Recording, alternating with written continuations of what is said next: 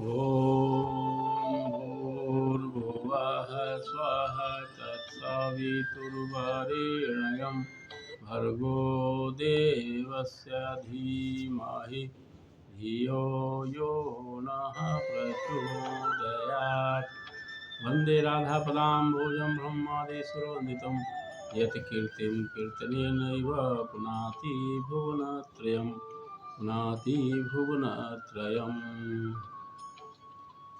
सभी भागवत प्रेमियों को राधे राधे। आइए आज पुनः भागवत रस का पान करें। परमहंस सुखदेव जी महाराज कथा सुना रहे हैं भगवान की, और श्रोता परीक्षित जी जो चक्रवर्ती सम्राट थे और उन्होंने सब कुछ छोड़ दिया था, बड़ी तन्मयता से कथा का श्रवण कर रहे थे। कथा का महत्व वो समझ रहे थे। हम लोग आज तक इस बात का महत्व नहीं समझते हैं, भगवान की कथा का क्या महत्व है। ये तो जन्म मरण की व्याधि से मुक्त कर देता है। कथा सुनते सुनते परीक्षित जी के मन में ऐसा भाव आया कि मेरे दादाजी अर्जुन और मेरी दादी सुभद्रा का विवाह कैसे हुआ।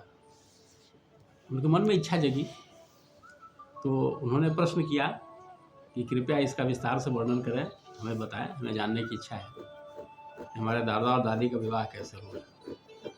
तो परीक्षित जी प्रश्न सुन करके बड़े प्रसन्न हुए और उन्होंने कहना प्रारंभ किया कि एक बार अर्जुन तीर्थ यात्रा पर निकले और पृथ्वी पर विचरण कर रहे थे। उन्होंने सुना,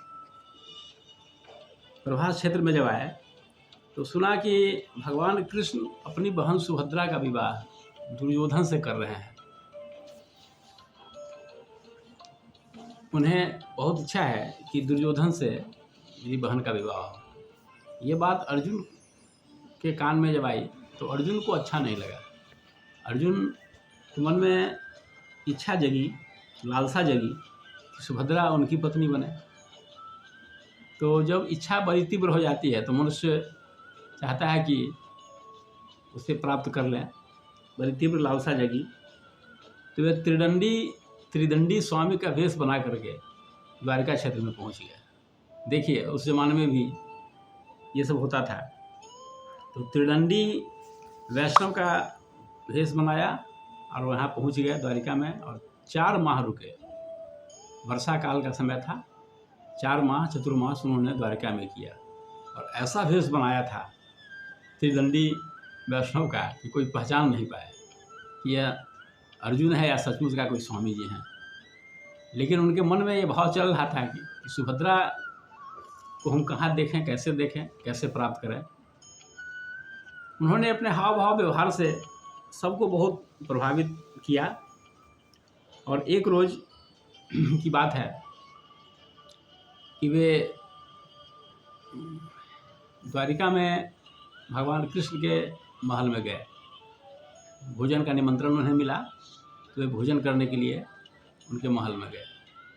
उन्हें तो इच्छा थी कि बस सुभद्रा को हम देखें और उन्हें प्राप्त करें, लेकिन भाव व्यक्त नहीं कर रहे थे, चूँकि वे त्रिदंडी वैष्णव के वेश में थे, नकली वेशभूषा बनाए हुए थे। तो भोजन पर जब गए, भोजन पर बैठे हुए थे तो सुभद्रा को उन्होंने देखा। वो खाना खिलाने आई तो दोनों ने एक दूसरे को देखा। अर्जुन ने सुभद्रा को देखा, सुभद्रा ने अर्जुन को देखा। तो अर्जुन का तो यही उद्देश्य था, सुभद्रा को हम जी भर के देखें और उन्हें प्राप्त करें।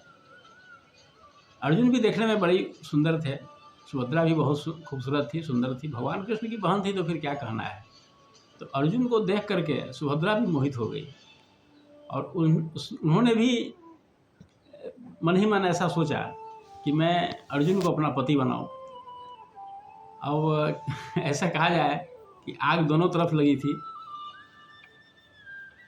तो ये सब हो रहा था।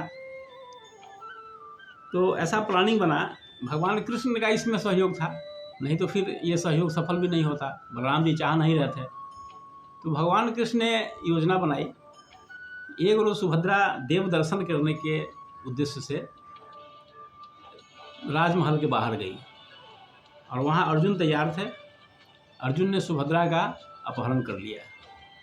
ये भगवान कृष्ण की स्वीकृति से, मदद से, भगवान कृष्ण के चाहने पर यह सब हो रहा था। और रथ पर बैठाए और लेकर चल दिए। जब बलराम जी ने सुना तो वे बहुत गुस्साए। बलराम जी में एक बड़ी खासियत थी कि वे जितनी जल्दी गुस्साते उतने जल्दी शांत भी हो जाते थे। ये बलराम जी की बहुत बड़ी विशेषता थी। तो बलराम जी बहुत गुस्साए, लेकिन भगवान कृष्ण ने उनका पैर पकड़ लिया। बड़े भाई थे, पैर पकड़ लिया और उन्हें अनेक प्रकार से समझाया बुझाया, तो उनका गुस्सा तुरंत शांत भी हो गया। गुस्सा शांत होने में कोई देर नहीं लगी और तुरंत प्रसन्न भी हो गए। लेकिन युद्ध की सारी संभावनाएं बन चुकी थी। तो सैनिकों को उन्हें रोकने के लिए आए थे, उन्हें मारपीट करके भगा दिया था। और अब तो खैर उनका गुस्सा ही शांत हो गया, तो उसमें क्या कहना था। बलराम जी बहुत प्रसन्न हुए और वर वधू के लिए बहुत सा धन सामग्री, हाथी, रथ, घोड़े और दास दासी दहेज में दिया। इस तरह से अर्जुन का और सुभद्रा का विवाह हुआ। ये सब दिव्यात्माओं की लीला है, इसको सामान्य ढंग से नहीं लेना चाहिए। हमारे शास्त्रों में जो कहे गए हैं उसका अर्थ अगर सामान्य ढंग से लिया जाए, सांसारिक भाव से, तो उसका अर्थ बिल्कुल ही गलत आएगा। क्योंकि भगवान कृष्ण की सहमति से जो काम हो रहा हो वे भले हमको देखने में लौकिक दृष्टिकोण से गलत लगे, लेकिन वो गलत होता नहीं है, क्योंकि इसके पीछे बहुत बड़े बड़े रहस्य भरे होते हैं। आज की पीढ़ी भले इन बातों का गलत अर्थ लगा ले बहुत जल्दी में, अपने गलत काम का सपोर्ट उन कथाओं से करना शुरू कर दे, लेकिन ये किसी भी तरह से उचित नहीं है।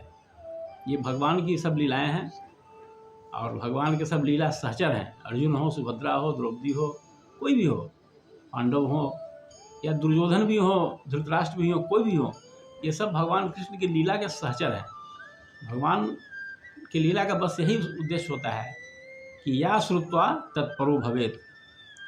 इन लीलाओं को सुनकर मनुष्य भगवत परायण हो और उसका कल्याण हो, वह जन्म मृत्यु के चक्र से बाहर निकल जाए और उसका कल्याण हो।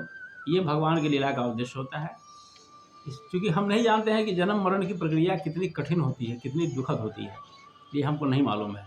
ये प्रकृति की व्यवस्था है कि हम सब भूल जाते हैं, लेकिन जिसे मालूम है वह हमें सावधान करने के लिए आता है कि आप इन कथाओं को सुनिए और जन्म मृत्यु के चक्र से पार हो जाइए, परम धाम की प्राप्ति हो जाए। और परम धाम में बस आनंद ही आनंद है, रसो वैसा का निवास वही है। तो ये सब उद्देश्य होता है। इसलिए लौकिक अर्थ कभी न लगावें। लौकिक अर्थ लगाने से जहाँ तक पाप ही होगा और गलत दिशा में भटकाव हो जाएगा। आज इतना ही। फिर अगले एपिसोड में हम चर्चा करेंगे कि भगवान कृष्ण मिथिला आए और एक साथ 2 व्यक्ति के घर में पधारे। बड़ी रोचक कथा है, आप सुनेंगे। ओम शांति शांति।